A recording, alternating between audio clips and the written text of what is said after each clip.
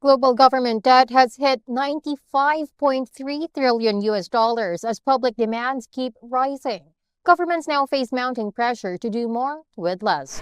Joining us to discuss how they can meet this challenge are Ellen Derrick from Deloitte and Hamza Ali Malik from UNSCAP. Welcome, Ellen and Hamza. Let's begin with a bit of a background. What caused global government debt to hit $95.3 trillion in 2024? Ellen, would you like to start? Debt has surged because governments are firefighting on multiple fronts. First of all, the pandemic stimulus left governments with huge legacy bills. In Australia, the JobKeeper stimulus package cost $90 billion.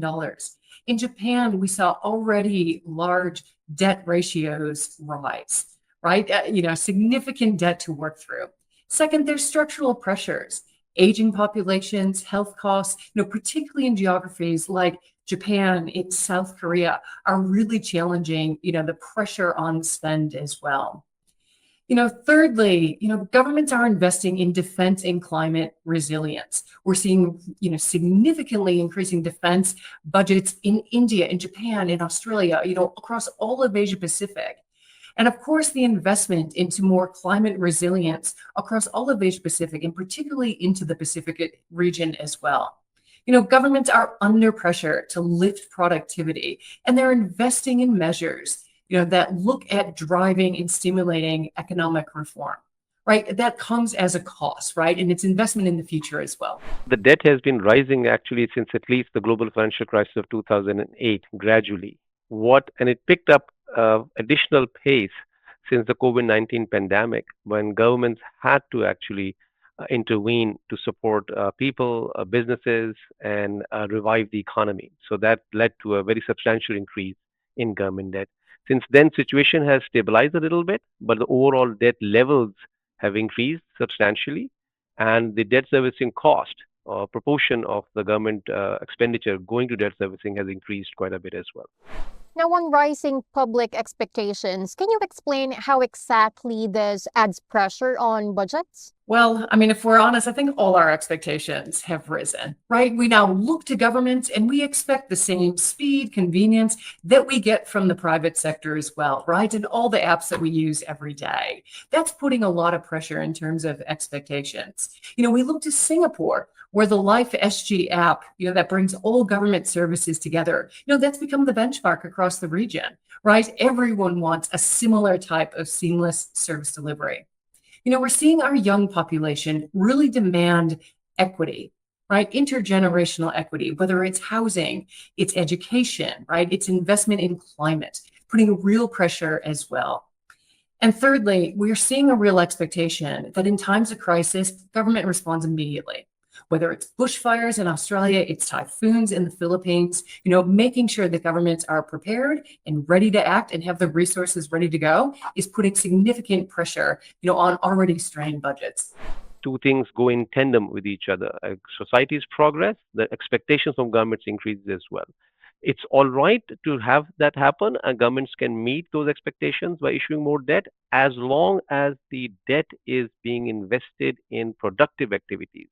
So over time, economy's productive capacity increases to be able to produce more to meet these expectations.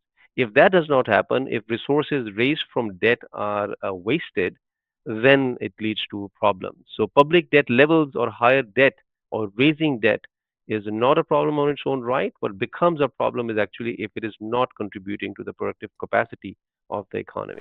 So, as a workaround, could you also share some suggestions, Ellen, maybe new ideas that could help manage debt while serving citizens better?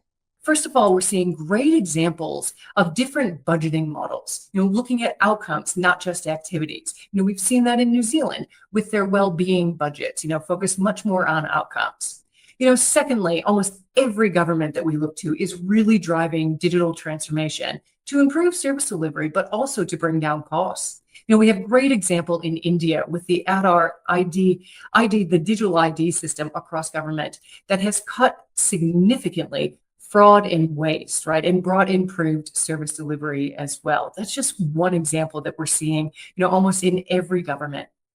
The other thing we see a lot of, in our Deloitte 2025 government trends, focused on this as well, is additional models on creative financing. So governments being far more willing to work in an ecosystem with other players in the private sector to be able to invest in things like infrastructure, right? We're seeing this in Indonesia with toll roads and airports, being able to invest in infrastructure without bringing that onto the government balance sheet. New and different creative ways at looking at modern government. What we have been proposing is the assessment of debt has to be revisited rather than having a once approach painted across all countries, across all circumstances is not very helpful. However, if the country faces liquidity shortages because of some temporary shocks, like floods, for instance, or natural disasters, but overall conditions are solvent, then they should not be penalized, and the onus of adjustment, onus of support falls on the international community. And the third is what we have been arguing: countries need to invest in sustainable development.